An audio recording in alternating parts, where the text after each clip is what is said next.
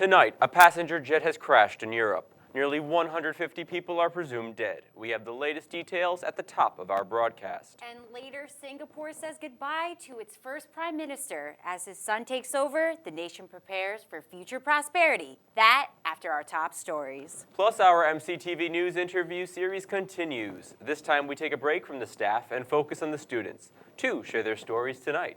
And hello and welcome to MCTV Weekly News Update. Today is March 24th, 2015. I'm Elizabeth Naifeh. And I'm Peter Malavenda. Breaking tonight, Western Europe. This morning, commercial airline Germanwings Airbus A320 crashed into the French Alps in southeastern France. French Prime Minister Manuel Valls said that he feared none of the 142 passengers and 6 crew members may have survived the crash. The conditions of the crash, such as the speed it was going, and the fact that the Alps may have been a little mountainous, is the reason that it's highly unlikely that any people survived the crash. It is currently unknown what caused this reliable engine to fail.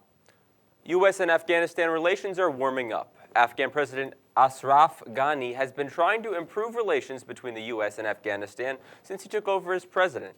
President Ghani has shown a greater receptiveness to continue U.S. military presence in Afghanistan and signed a bilateral security agreement in which the U.S. allowed U.S. troops to remain in the country. Ghani wants Obama to extend the deadline of the removal of U.S. troops from Afghanistan in order to stabilize the country. The fear is that with coalition combat troops out of Afghanistan, that Taliban and al-Qaeda fighters could be there. So Obama is considering Ghani's request, but has not made his decision yet. And another alarming threat from the terror group ISIS. The terror group has put out a hit list threatening 100 American military members. A group calling itself the Islamic State Hacking Division posted the photos, names, and personal addresses of the military members, calling on sympathizers to kill the people on the list in retaliation against those who attacked ISIS targets. Well, it would seem that ISIS has managed to ensnare another group of foreign students into their grasp. The victims this time, a group of medical students studying in Syria. The group of 11 medical students, made up of 7 Britons, an American, a Canadian, and 2 Sudanese, were coerced into joining the radical terrorist group. As the students' families were quoted as saying, quote, "They never planned on joining the battle. They were just there to help." The families of the students are attempting negotiations with the government, begging for their return. And as the city-state of Singapore prepares to mark 50 years of independence later this year, they will be celebrating without their founder. Lee Kuan Yew, the first and longest-serving Prime Minister of Singapore, died on Monday at the age of 91. His son, the current Prime Minister Lee, survived. Lee served as Prime Minister from 1975 until 1990, and many see him as the founding father of modern Singapore, transforming once unknown city-state into one of the richest nations and the center for trade and finance. Since last month, Lee had been in the hospital suffering from severe pneumonia. Heading over to weather now, here is Brooke DePalma with your weekly highs and lows report. Hey Peter, and welcome to the Highs and Lows Report. I'm Brooke DePalma, and I hate to be the bearer of bad news, but it's time to face reality. We're no longer on spring break. If you spent your spring break at home, just relaxing, enjoying warm weather elsewhere in the USA, or if you were lucky enough to enjoy a crazy spring break in Cancun or another tropical island, well, welcome home to good old Poughkeepsie, New York. I promise the weather forecast isn't too bad. I mean, it could be worse. Some spring breakers may have went over the pond this year and explored the Atlantic coastline of France, possibly even this breathtaking French city, Mont Saint-Michel. This picturesque landmark is off the coast of Normandy, cut off from the mainland. Looks like a mystical castle just waiting to be explored, easily reached by this simple walking bridge. Well, if you went there today, it would not be that easy. Due to the solar eclipse, the tide has risen, and the high spring tide is not just a few feet. Instead, it has risen as tall as a 4-story building. The surge experienced from Friday's solar eclipse is a very rare alignment of the sun, the moon, and the earth.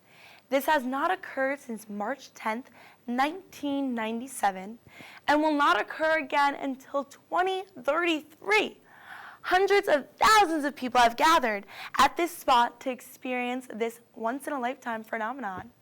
A once walking bridge is now covered with water, obviously, and the once reachable French city currently can only be reached by boat. Hopefully, we'll catch it next time in 2023. For some, spring break may have been warm and sunny, but for many, the first day of spring was quite wintry. The season arrived at 6:45 p.m. on March 21st. At that time, the sun directly hit the equator. Instead of going home thinking spring was just about to begin, a late season snowfall occurred. Our luck. From eastern Ohio to southern New England, West Virginia to western Maryland, central and eastern Pennsylvania, northern New Jersey, and southeastern New York, a winter storm occurred last Friday. Some areas even got hit by 6 inches of snow. How can this be?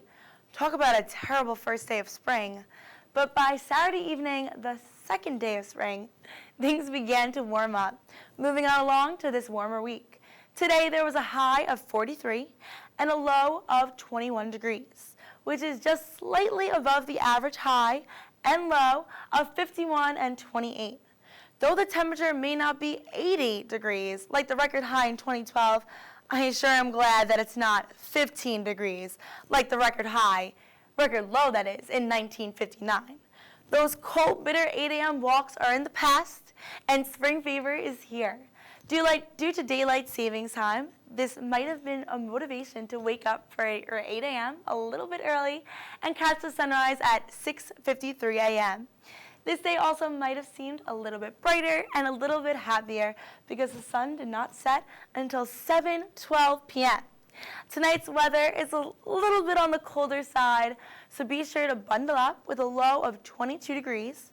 But hey, it's a perfect night for a midnight walk. Nothing but clear skies and a very low wind. Take advantage of this rare opportunity. Tomorrow, things are warming up even more with a low of 39 degrees.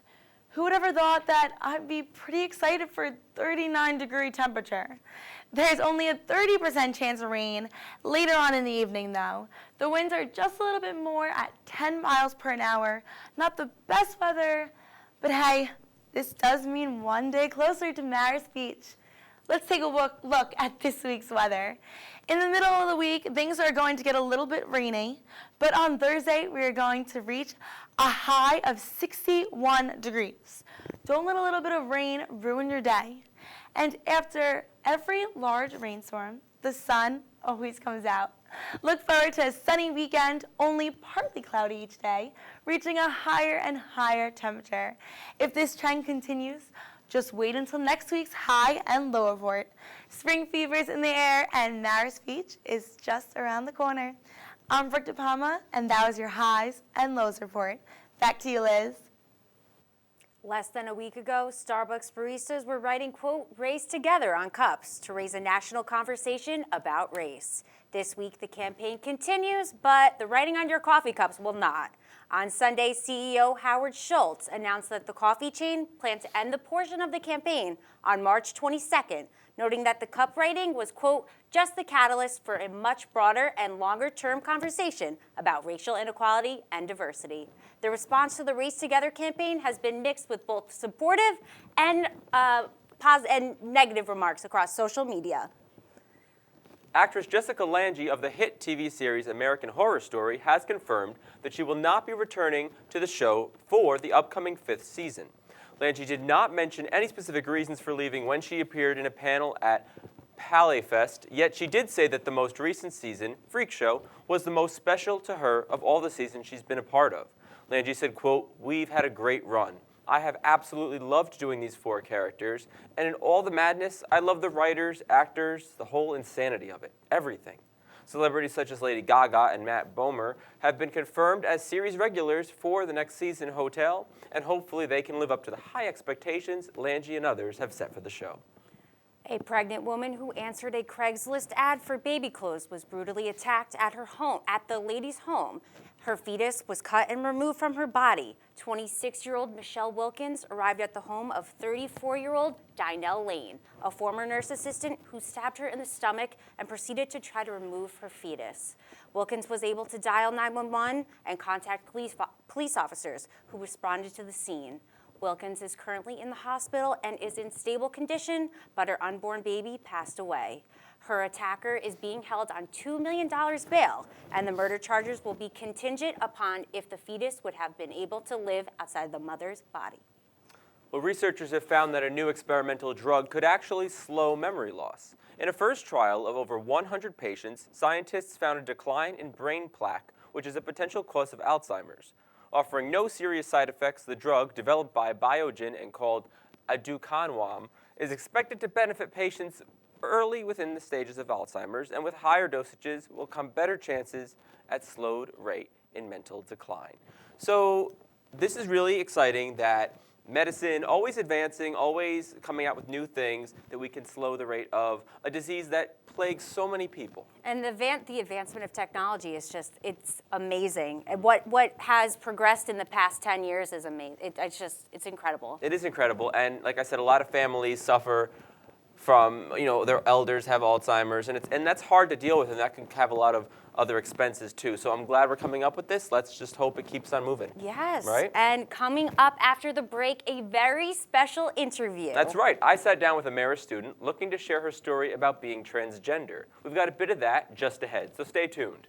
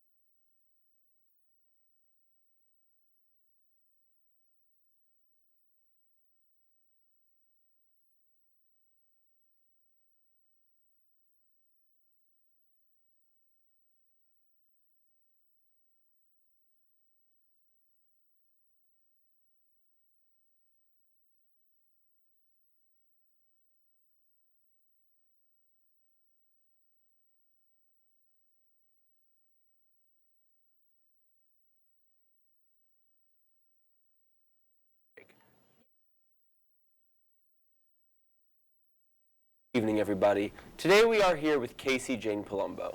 She looks like your typical, average, everyday college girl, but she was in fact born male, and today she's here to tell us her story. Casey, welcome to the show. Glad to be here, Peter. Thank you for coming. So let's jump right into it. Let's start with the big question everyone has. What does it mean to be transgender? Well, the biggest misconception is that being transgender has to deal with your sexuality and who you want to sleep with, and that's incredibly not true. Being transgender is about your gender identity and how you identify, male, female, gender nonconforming, third gender, anywhere in between male and female on the gender spectrum. Gender identity can be broken up into how you perceive yourself, which is the gender you think which is the gender you identify as personally, how others perceive you, which is how you perceive me, male, female, or something else. Mm-hmm. How you express your gender identity, so you express as male, I express as female. Right. Some people express as androgynous, so it's how you want to express your own identity. How you want to be perceived. I want to be perceived as female, you want to be perceived as male. Mm-hmm. Transgender people, people born male who transition to female, when they're stuck in this male-identified role, they want to be perceived as female, but they're just not. And then there's your assigned gender, which is how you're assigned at birth. The doctor pulls you out of your mom, holds you up by your leg, and says, he has a penis, he's a boy, but sometimes they're wrong. And that's kind of how gender identity works. Part of gender identity is gender dysphoria, and it's like this feeling of being born in the wrong body, like your brain doesn't match up with your body. Mm-hmm. But it's more than that. Like during puberty, you feel all clumsy and awkward and like you're tripping over everything, and that's kind of how it feels to be transgender. Like I felt awkward in my body when I was young. I didn't know like what to like. I felt like my body was awkward and I didn't fit, and I was just tripping over myself. And it's an incredibly terrible, shitty feeling that just absolutely sucks. Some people get dysphoria in different ways. Like some people get dysphoria based on their genitalia. Some people get it based on like their shoulders, their voice, their appearance. Some people get it like dysphoria based on their nose, and it's like this sinking feeling of wanting to sink into yourself, and like you just don't feel comfortable. Right. It was just a very small portion of our interview. I had a great time talking to her. So to see my full interview with Casey Palumbo, head over to our YouTube page, youtube.com/MCTVHD. We'll have the full link posted shortly. And after being in a medically induced coma, Bobby Christina Brown has been moved from Emory University Hospital in Atlanta to a rehabilitation facility, according to a source close to the Browns family. Back in January, Brown, the only child of late singer Whitney Houston, was found unresponsive in a bathtub at her Atlanta suburb home. Details surrounding the incident remain a mystery, and as of now, no other details have been provided regarding the latest move. Well, the scenic and serene Hudson Valley is typically known for its rich history and peaceful atmosphere. That atmosphere is where infamous murder suspect Robert Durst sought refuge in the home of a friend, and was shattered this weekend when investigators stormed the home in search of documents linking Durst to his alleged murders. Investigators hauled away more than 60 file boxes of evidence that could potentially link him to the murders he's been accused of. The owner of the home, Susan Jorge-Dano, allowed the boxes to be taken away, but still stood behind Durst in his claims of innocence. The contents of the evidence inside the boxes are unknown at this time. It's been 5 years since President Obama signed the Law Affordable Health Care Act into action. In 2014, the uninsured rate in America fell by 25%. Some customers saw their insurance premiums rise, while others saw them drop. But opposition to the president's law is still fierce, with the Republican-controlled Congress voting for the 67th time in February to repeal the law. The outcome of the third Supreme Court case challenging it could unravel the president's signature domestic achievement. Yesterday, Ted Cruz was the first to announce his presidential bid for the Republican Party's 2016 election.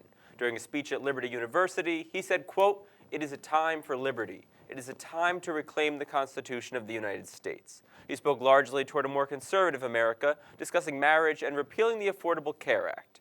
He is known for being greatly opposed to Obamacare. Cruz is a first-term senator, so it is unknown whether or not the Republican Party will accept his bid.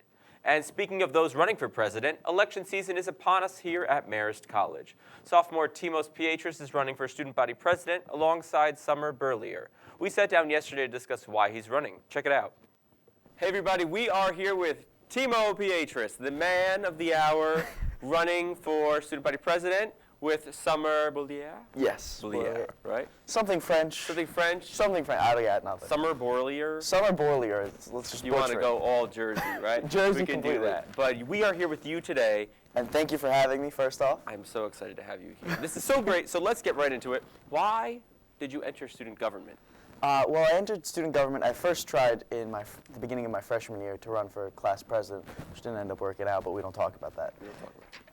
But last year, my brother and I, Christos, decided to run for student body president and vice president because we wanted to give a voice to the people in Marist that felt like they didn't have a voice. Mm-hmm. We were on the outside of student government, and all we kept hearing was that things aren't getting done.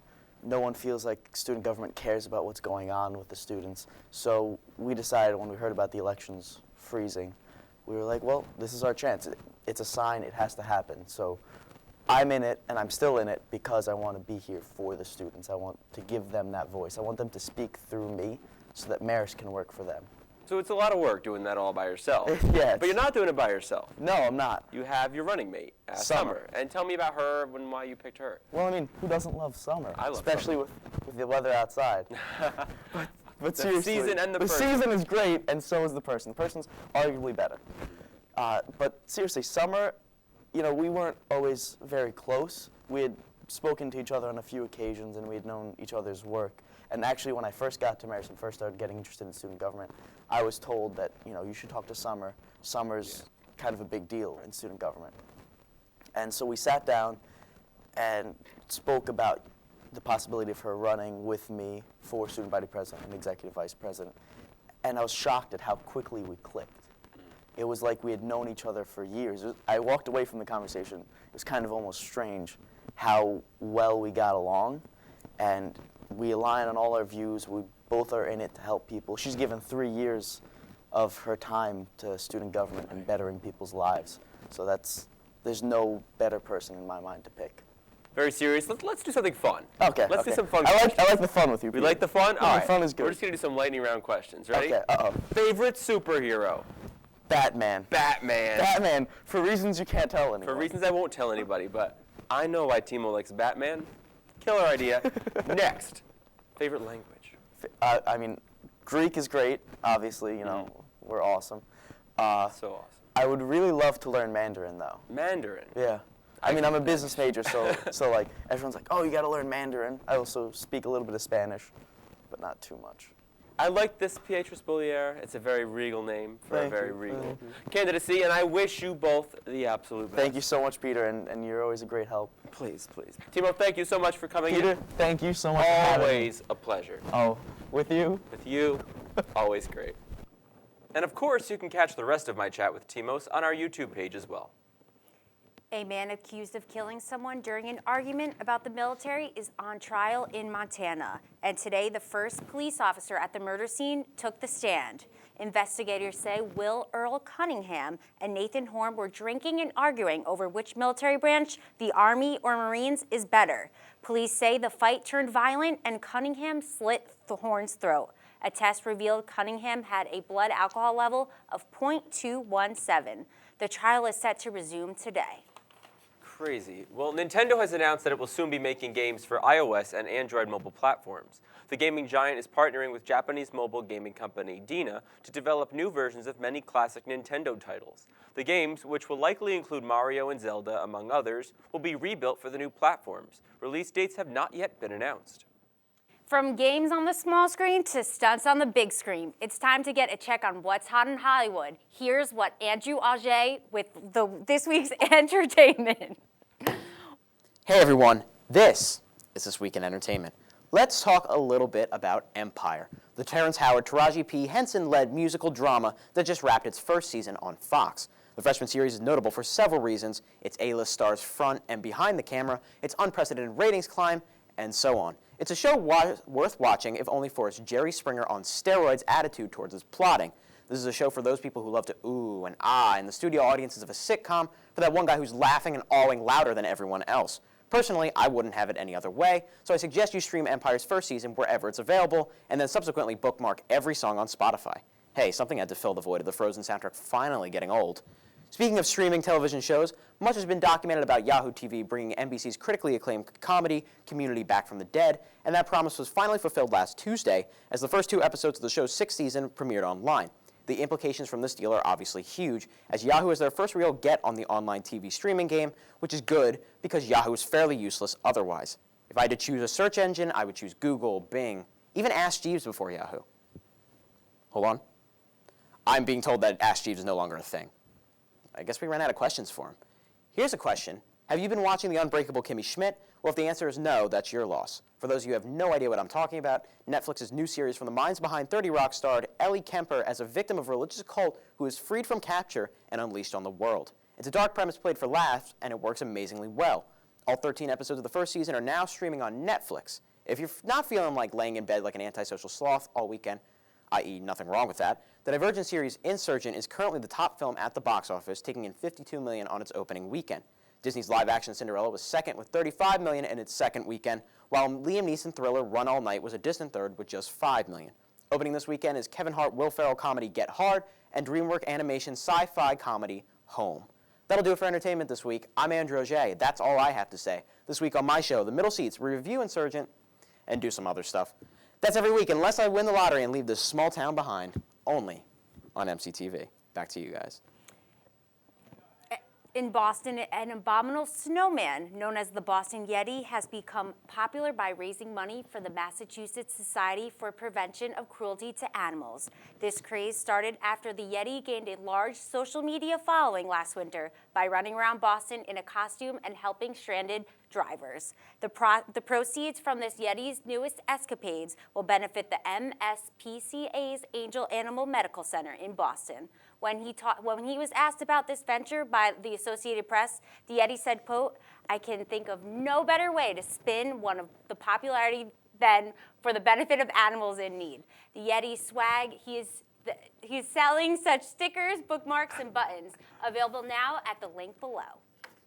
Okay, hold on a second. Really confused here. The Yeti made a press release. The Yeti has swag. First of all, I would just want to say social media has become an amazing platform for things like this. For Yetis, apparently. Well, abominable snowmans, Abominable Yetis. snowmans, Yetis, everything. Wow, I just am really shocked by this. But it's great. I mean, I follow the dogs on Instagram. I don't know if that's cute or Puppies relevant. of Instagram? Puppies of Instagram. Come on. It's the same story, clearly. Well, with March Madness coming to a close, this week marks the end of another exciting one for sports. And here's Ben Hayes with all the details in this week's Sports Jam. Thanks, guys. We're nearing the end of March, so as always, the whole sports world is now focused on dancing. Well, the big dance, that is. It's time for March Madness. I'm Ben Hayes, here to bring you this week's Sports Jam. The first weekend of the 2015 NCAA basketball tournament was perhaps the craziest to date. In fact, the first day of play alone featured 6 games that were decided by only 1 point, which is more than any previous round total. As if that wasn't enough, 12 games were decided in the final seconds, including a game-winning air ball, which is how UCLA was able to topple Southern Methodist University in ridiculous fashion. After the pandemonium that was the first round, only one bracket remained intact. I know what you're thinking, and no, it was not mine. I think my bracket would have been better if I had filled it out blindfolded. Unfortunately for that mystery miracle man, their perfect bracket was busted after just the first game in the second round. Upsets reigned supreme in the round of 32 as 3 of the best teams in the country, Villanova, Virginia, and Kansas, all lost to teams that were seeded much lower than them. The top dog, however, undefeated Kentucky, kept their perfect season unblemished as the Wildcats beat Hampton and Cincinnati in their first 2 games, much to the delight of Big Blue Nation. On Thursday, the Sweet 16 will begin, and the Hatfield and McCoy rivalry will be renewed. That's right, Kentucky will take on West Virginia at 9:45 p.m. in Cleveland, oddly enough. All eyes will be on the Wildcats for the rest of the tournament, as they are only 4 wins away from being the first undefeated team since the bicentennial year, when Bobby Knight's Indiana Hoosiers went unbeaten in 1976. Pressure's on, boys. The NBA and NHL seasons are coming to an end, and with the playoffs looming, bubble teams are making major pushes to secure the remaining spots. In basketball, one of the biggest headlines of the season remains just that, as the Oklahoma City Westbrooks seem to be close to locking up the 8th seed in the West. Sorry, that's the Oklahoma City Thunder. But they might as well just take Russell Westbrook's name as their own, as the MVP candidate has literally put the team on his back to bring the Thunder to a 40-30 record without reigning MVP Kevin Durant. In fact, until last night, Westbrook was the only player in Oklahoma City's normal starting 5 that was healthy and playing. And yet the Thunder were still able to come from behind and beat the East's top seed, the Atlanta Hawks, almost entirely due to yet another triple-double from Westbrook, who is my personal MVP favorite. In hockey, the Ottawa Senators have been making a push for the ages, winning 14 of their last 16 games, and now sitting just 1 point behind the struggling Bruins for the last seed in the East. It appears that the Senators will be able to beat out Boston and secure an unlikely spot in the playoffs. The Bruins, whose remaining games are almost exclusively against playoff teams, will most likely have to win out if they want to keep the capital of Canada out of the postseason. But the American in me is hoping that just maybe the Bees will be able to pull this one out for the land of the free and the home of the brave. I mean, hey, I'll take any excuse to be able to start a USA chant. That's all for this week. As always, I'm Ben Hayes. Back to you guys. I went to the gym. Don't ask me how I did it. Oh, hello. About 50 million people in the United States suffer from allergies, myself included. Those numbers keep growing. Scientists say air pollutants linked to climate change could be a major cause for the increase in number of allergies worldwide. The research is being presented at the meeting for the American Chemical Society. It appears that pollutants provoke chemical changes in airborne allergens that could increase their potency. Researchers are continuing to study the effects of smog and pollution on the human immune system.